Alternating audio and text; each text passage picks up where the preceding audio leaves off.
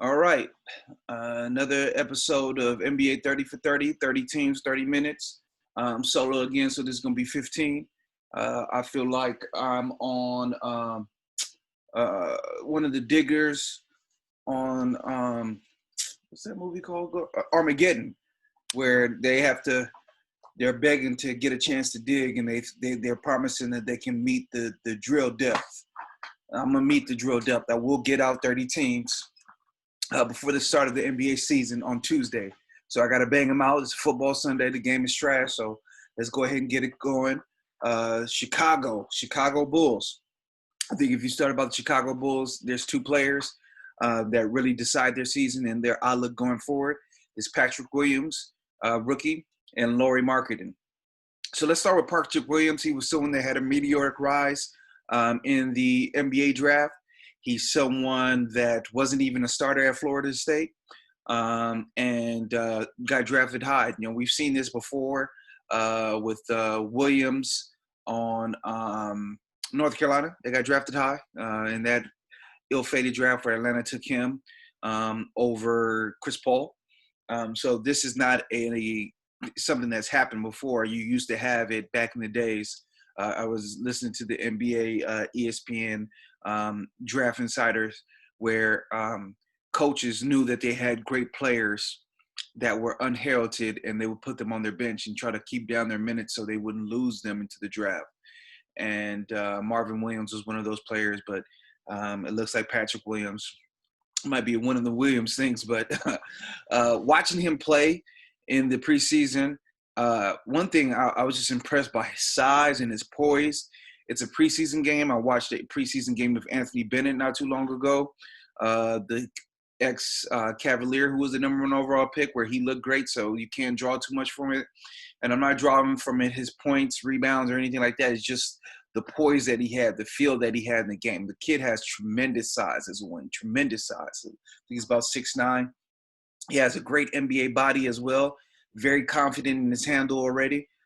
So that's the one thing. I talked about in the Knicks season preview how I wanted Mark Jackson to be the coach of the Knicks because he's someone that can imbue confidence on young players. I'm not sure how Billy Donovan does in those categories, but he is a coach that has had success with young guys, as you saw with Shea Gilgeous-Alexander this year. So we'll see what happens with him.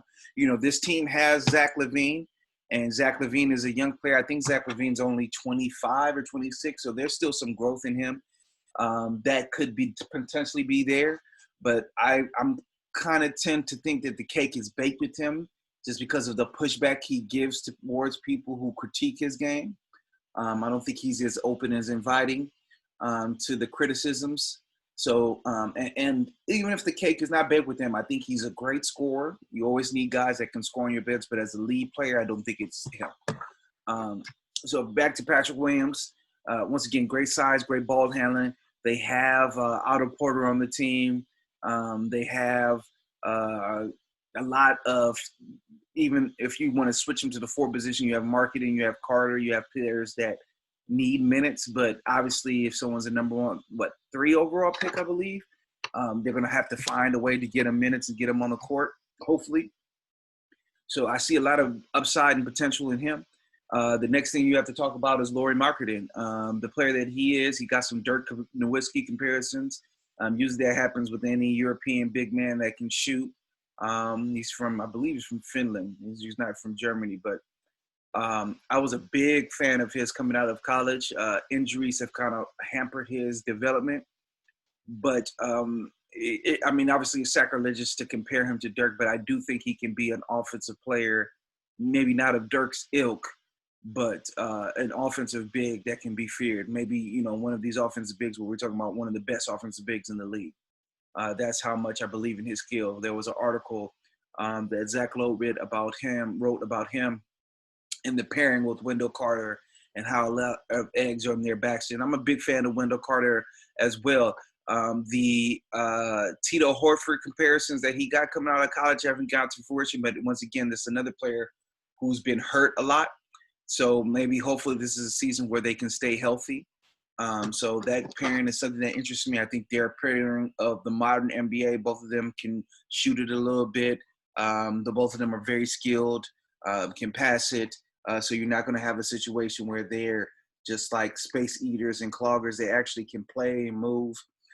So I'm just interested to see that. I'm interested to see what Billy Donovan does with this team, with the amount of success that he had last year with OKC, a team in many ways in a similar position to the team that he's coaching now. A lot of people, even though they had Chris Paul, wrote off OKC. And I think that's a testament to Chris Paul, arguably, a top 3 point guard that's ever played in this league, but it's also a testament to Billy Donovan. So I'll be interested to see what they do there. Otto Porter was a favorite of mine for a while. It doesn't really look like it's panned out for him, but, this might maybe be the year that he breaks out a little bit. I think he's kind of stuck. And Zach Lowe talked about, I mentioned Zach Lowe a lot, but he's one of my favorite analysts. So I'm going to do that. But Zach Lowe mentioned that not him, but Aaron Gordon, when I talked about the Magic season preview, that he needs to understand what he is and what he is and focus on being more Draymond Green than LeBron James.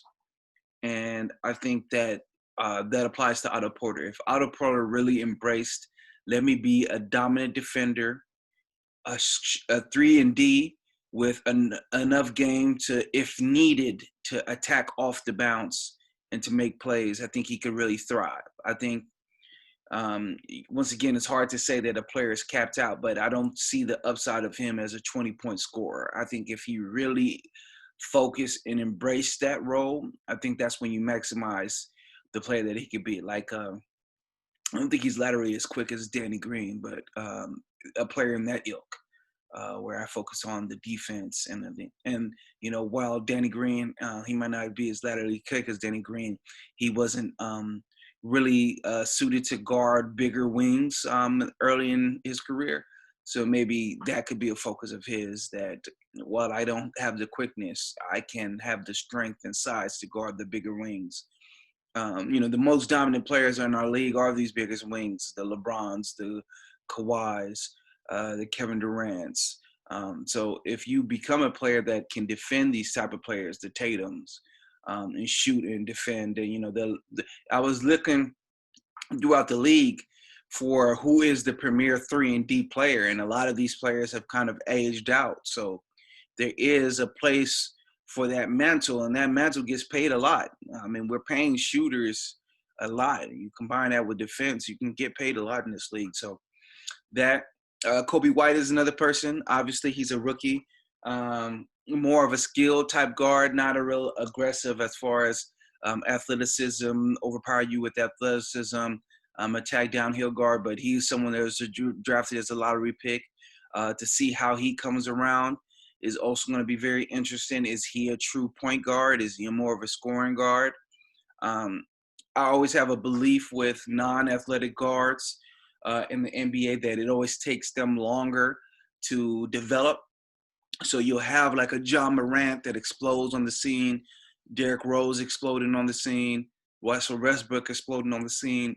But the guys like Steve Nash, the guys like Steph Curry, their bubble up is their build up in the league always takes more time because they don't have the athleticism to overwhelm you. So I definitely think that he's someone with high upside as well. And to tell you the truth, he needs to be added up there with Patrick Williams and Lauri Markkanen and Wendell Carter as someone who can, change the fortunes of this team. If these players take leaps, this could be a playoff team. No doubt about that in my mind. If these players, they could be a playoff, and what it means to be a playoff team is different now because everybody that gets into the playing game, in my opinion, is a playoff team. They're definitely playing game worthy in the East. So most impactful player, I think would be Markkanen. If he takes that step to a bona fide 20 per game scorer. Wendell Carter is in the mix there, and Coby White I just mentioned, and Patrick Williams. But I think it's a lot action for these players to take the leap. I think Lauri Markkanen has been in the league for a couple of years now. If this is the season that he does not get injured, maybe this is the season that he steps forward and becomes that 20-point per game scorer that I believe he can have. He just has a lot of skills. He's a solid ball handler, very aggressive player. He wants to be great. So I would definitely put him as the most impactful player. The most intriguing player would have to be, and it's close between Patrick Williams and Coby White, but I'm going to have to go Patrick Williams just because everything that I said, he just tantalizes you with the size. Now, he was coming off the bench in college. So when you come off the bench in college, I think a lot of it is just game reps. This might sound blasphemous, but he reminded me of a bigger Paul George. That's putting a lot on him, but just the brief minutes that I saw, he reminded me the way he carried himself and just a way of a movement. Me and my friends always talk about that. Do you have the elite player movement? And he has the movement, just the way he dribbles the ball and attacks and yo-yos around with it. The few preseason games that I watched him, he has the movement. So he's definitely the most intriguing player. Truthfully, it probably should be Coby White because Coby White's going to play and he's going to get those minutes because the dearth at the point guard position. And while, like I said, the 3-4 position, you have Carter and Markkanen and Otto Porter, and coaches tend to get in their feelings about playing young players. They get so upset when they miss coverages. And they fail to see the long game and the long vision of things. And that's when you need to be pushed and prodded by your GM to like, hey, come on, play this young guy. I know that he's messing up now, but we're building towards the future. We're not building just to be the best one and done team possible. So Billy Donovan, he's he's still a fairly young coach in the NBA, and he cut his teeth in college. So he's used to teaching. That's the thing. So that's the promising thing about that. He's used to teaching players. The Bulls had a bad string of luck with coaches, and now that they've revamped their front office and you have Billy Donovan, maybe that can upswing the fortune. They're still looking for the superstar. They haven't had one since Derrick Rose, but they do have, I think, a legit 3 candidates who could probably ascend to that position. So as far as their opportunities going forward, before I do that, let me just give a quick look at their roster. If there's anybody I'm missing, not really. I would say those players, not to be that brash, but yeah, those are the players who I'm really interested in looking at. As far as their regular season and postseason opportunities, who knows? They might catch lightning in a bottle and surprise and become like a solid 7th seed. But I think that's probably saying too much. I think that they would be happy to be getting in the playoff playing game. And, Zach Lavine, for as much as I just said that he's someone that I'm not sure if there's that much growth and upside to his game, he is someone that can just get lightning hot. He gets hot, he gets on a hot streak, and the next thing you know, you're up. You've won the first game in a best-of-3 series as a lower seed. So he is someone definitely that could potentially get in. And I remember he's a better version of this, but Brandon Jennings was like that.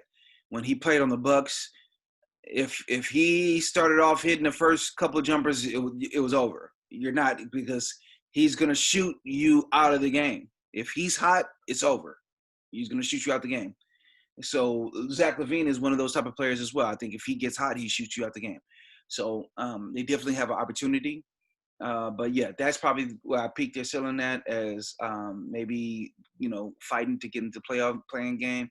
And once again, Patrick Williams, Coby White, Lauri Markkanen, these are 3, if you did like trade value of all the young players in the league, you probably don't have like a top 21 in that group. But I do think the story of the NBA is a surprise. Steph Curry was a surprise. Steve Nash was a surprise. Jimmy Butler was a surprise. Paul George was a surprise. The story of the NBA is players that are floating low-key under the radar. People think they know what they are, and then boom, superstar. And the great thing about this league now, compared to where it's been at any time in the league, players understand the fortune, the fame, and everything that comes into being a superstar, all the great stuff that you can get, and players are working for it. Players love to show you how hard they're working, and they're putting their workout clips on YouTube and Instagram and all that good stuff. So if you're a fan of any team in the league, I think despair in the NBA in particular is overblown, because if you have a young player, you never know if this is a season that he blows up. Even Dame Lillard, where Dame Lillard started off and where we're at now, just a massive gap. So I would just say those three players are the ones to look at. Playoffs, maybe playing game, and I wouldn't be surprised if they get hot and they get in. So that is the Bulls 15 minutes, 30 minutes, 30 teams. Subscribe, definitely check us out. This is not something that we're just going to do in the preseason. We're going to try to do every team in the NBA through every week of the NBA season, give every team 30 minutes. I know a lot of fan bases, they don't get the love that they feel that they should get. So come to us. We'll give you the love. The Game is a Game podcast. Check that out as well. 30 teams, 30 minutes. We're going to go ahead and do a room on the Clubhouse. And Twitter has a space too, so we'll do one there too. Second best player in the NBA conversation tomorrow. So join us.